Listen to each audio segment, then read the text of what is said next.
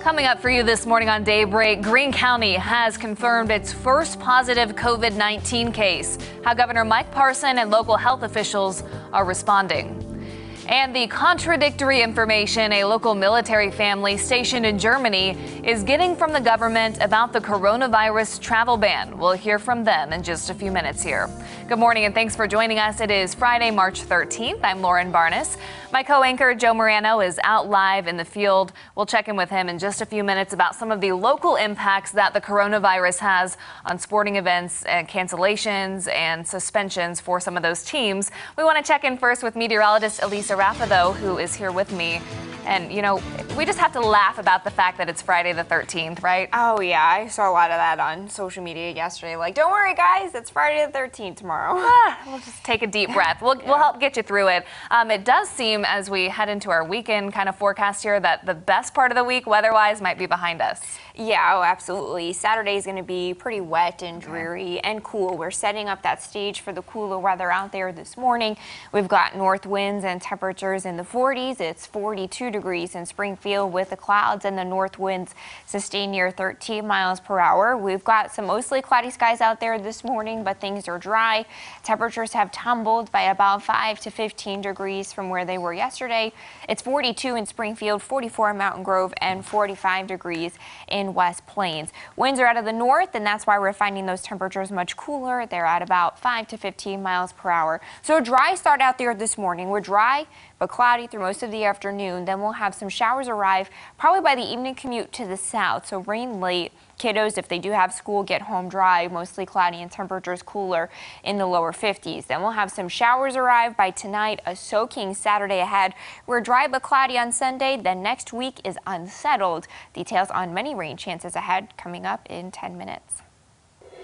All right, Elisa, we'll see you back then. We start off with breaking news this morning. 3 people are recovering from severe burns after a car caught fire overnight. It happened around 2:30 this morning at the Flying J Travel Center. According to authorities, someone lit a cigarette while a full gas can was in the back seat. The car became engulfed in flames. The victims were able to get out of the car but were sent to a local hospital with third-degree burns. Fears of spreading the coronavirus have led to large event cancellations this time of year that includes sports. Yesterday, the NCAA canceled its remaining winter and spring championships. My co-anchor Joe Morano is live outside the O'Reilly Event Center now to talk to us about that. Joe, good morning. Good morning, Lauren. There was a lot happening over the last few days, really, and now it means the O'Reilly Event Center is going to be empty this weekend. Drury was supposed to host the women's D2 national tournament, the Midwest Regional right here, and Drury was a team that's 32-0. With their season's cut short now, no March Madness. It's canceled for the first time ever. A lot of sporting events across the board have been canceled or play has been suspended, but in the college ranks, the season is done as far as basketball is concerned. So the NCAA has canceled winter and spring sports championships. For the basketball side of things, that means the Drury women, 32-0, ranked #1 in the nation, will not get to play out the postseason after they had waited a year to make up for their Final Four loss and try and get to a title game and win a national championship. Also for the Missouri State ladies, they go 26-4 in Coach Mox's first year in the top 25 consistently. They won't get to see the postseason either. So it brings up a lot of eligibility questions down the road, and also it's just a tough bit of news for all the basketball players around the country there. Now, the Missouri State High School Basketball Championships are still this weekend at JQH, but very, very strict limitations put on that and some restrictions. Misha is only allowing 150 fans per team into the arena for state basketball championships. There will be no third place games, no spirit squads are there. The games tipped off yesterday. That's what you're seeing right now. Still a lot more games to come today and tomorrow. Class 4 and 5 still have sectional play this weekend. Those games are still going. Each team is getting 60 wristbands to give to essential personnel, certain family members, and so on. So crowds are still going to be very limited. In fact, we couldn't even get into JQH Arena this morning. That's how strict they are about fears of potentially spreading a coronavirus and letting people in that aren't considered essential personnel. So events all over canceled. The high school basketball championships at least still going on, but will be tough to monitor as we move forward here. And Joe, yesterday, it seems weird because you were here right next to me when we were talking about, as we woke up yesterday, a lot of the events that were canceled Wednesday night going into Thursday morning. And we thought it was a lot, but then it seems like even yesterday afternoon was really the pivotal time when things started canceling one after another. Don't you think? It sort of felt like dominoes. I mean, one conference said that it canceled its conference tournament, then another conference said that, then conferences as a whole just said we're not playing sports at all until the NCAA intervened. Same thing applied for the NHL, the MLS. NASCAR is running races without fans. If you remember, Lauren, it was 3 days ago we had a presidential preference primary. People were out voting here, and I just think the rapid turn of events that's happened over these last few days has been really unprecedented and incredible to see. Absolutely. And directly following that election, it was when President Trump announced his travel ban. So we want to get to some of those stories now. Joe, we'll check back in with you here in just a few minutes. That travel ban has postponed a local military family's move home to Springfield from Germany. I Skyped with the Jenkins, who showed me their orders from the Department of Defense and the unfortunate timing that changes everything for their soon-to-be family of 4. I miss everybody. It's sorry I'm pregnant and emotional, but we're just ready to be home. Everything's rugs and stuff like that rolled up. With stacks of belongings organized, ready to be boxed, and the car sold. This was not the news Hannah Jenkins and her husband Dakota were hoping for. We have our flights booked for March 31st. This is all of our luggage, and that's when we were going to head out of Germany and head to the United States. Germany, where Jenkins' husband has been stationed with the U.S. military for the last 3 years, is a level 3 country designated by the CDC. That means it's heavily hit by, quote, widespread sustained transmission of COVID-19. It also means their family here in Missouri will likely miss the birth of Jenkins' little boy on the way, an experience they were desperate for after giving birth to their first child overseas. They're devastated because a lot of family hasn't even met Amelia, our firstborn, let alone now our second-born child. And my husband hasn't even been home in over 3 years to see family. Okay, so looking at these documents, it says March 13th, effective because of CDC orders, you will not be able to travel for the next 60 days. So tell me how that fits in with your pregnancy timeline. So for me, since I am far enough along, the time after the 60-day ban would be lifted, I would be too far into my pregnancy to be able to fly. You can't fly after 36 weeks. So living room, again, is just furniture and baby toys. Movers scheduled to pick up their furniture on Monday have now been called off. Now, Jenkins admits the whole situation is very confusing, as President Trump's announcement said the ban was for 30 days and that U.S. citizens could get tested to re-enter the country. Her family, though, is following military orders that we showed you and still praying for a special circumstances exception. Also, making news now. The Missouri State Public Health Laboratory tested a second presumptive positive case for COVID-19.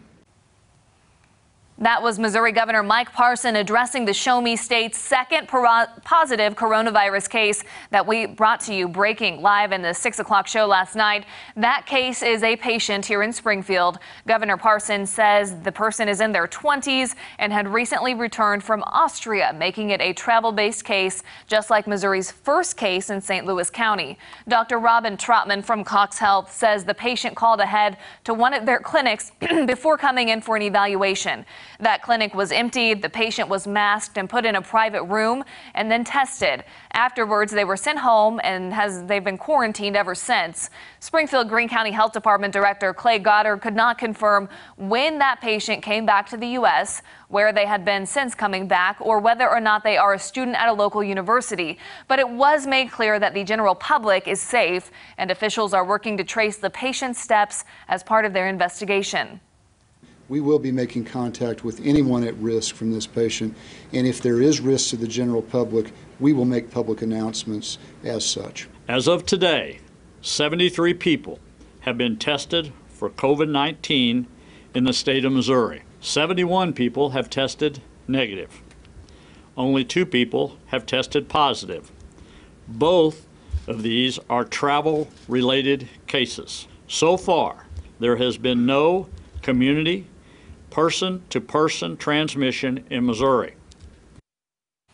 Being presumptively positive means that they tested positive here locally from a state lab, but that test now needs CDC official confirmation. Governor Parson said right now the state lab has the capacity to test 1,000 specimens, with more hopefully coming from the CDC later today. The full 18-minute press conference is available on our website, ozarksfirst.com.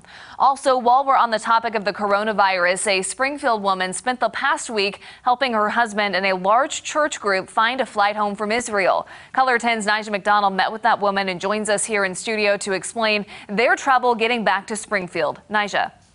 Well, good morning, Lauren. Lacey Nunnally and her husband, Dr. Wave Nunnally, both work at Evangel University.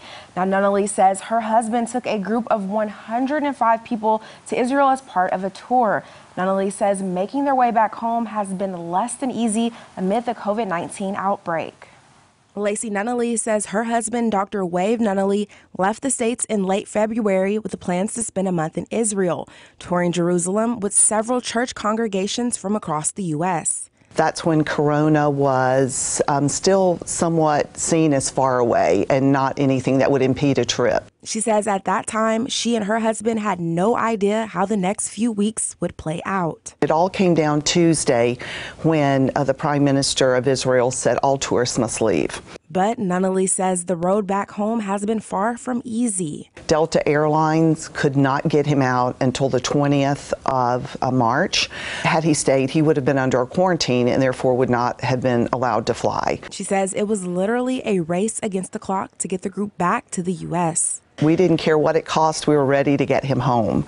Every trip after him on British Airways is canceled. He literally got the last flight out. Nunnally says the waiting game began shortly after. It's almost an hour-by-hour update of what will happen when he arrives home. I've been on pins and needles. I've been very nervous. I've had my phone by my side. She says the two are now concerned on whether or not to quarantine. We're just not quite sure what to do when he arrives. We are planning to self-quarantine. We're not even sure what all that entails. According to the CDC, anyone who is returning from a high-risk area is being asked to quarantine for 14 days. During that time, the CDC recommends checking your temperature twice a day, monitor for fever, and avoid contact with others. Now, it's important to mention, I also admit that Nunnally also reached out to the Missouri Department of Health and Senior Services, and she has yet to receive word back. I've attached a link to the CDC's complete list of after-travel health precautions. For that information, visit our website at ozarksfirst.com. Thank you, Nija. When you head out the door this morning, you're going to notice temperatures are cooler by about 10 to 15 degrees in spots. It's 42 in Springfield right now. Details on a soggy Saturday ahead coming up next.